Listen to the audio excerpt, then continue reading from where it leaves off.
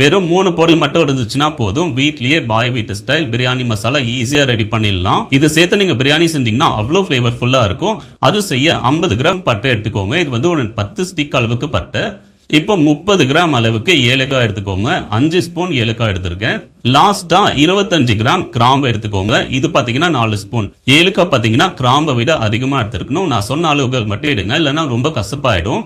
இப்போ இதை ஒரு பேன்ல மாத்தி ஒரு நிமிஷத்துக்கு மட்டும் வறுத்து எடுத்துக்கோங்க. உங்களுக்கு வறுக்க வேணாம்னு நினைச்சீங்கன்னா ஒரு நாள் ஃபுல்லா நீங்க இதை வெயில காய வச்சு கூட யூஸ் பண்ணிக்கலாம். இப்ப பாருங்க மசாலா ரெடி ஆயிடுச்சு. கரம் மசாலாவை தொட்டு பார்த்தோம்னா நம்ம கை பொறுக்கிற அளவுக்கு சூடு இருக்கணும். ரொம்ப எல்லாம் வறுக்க வேணாம். இதை ஒரு மிக்ஸி ஜார்ல போட்டு நல்லா நைஸா அரைச்சு எடுத்துக்கோங்க. இதுல நம்ம வேற எந்த கரம் மசாலா ஸ்பைசஸுமே சேர்க்கிற வெறும் இந்த 3 பொருள் வச்சுதான் செஞ்சிருக்கோம். இப்ப மசாலா அரைச்சதும் ஒரு அகலமான பிளேட்ல இதை போட்டு நல்லா ஆற வைங்க. இதை நீங்க ஆற வச்சுட்டு ஸ்டோர் பண்ணீங்கன்னா தான் ரொம்ப நாளைக்கு நம்ம ஸ்டோர் பண்ணி வச்சுக்கலாம்.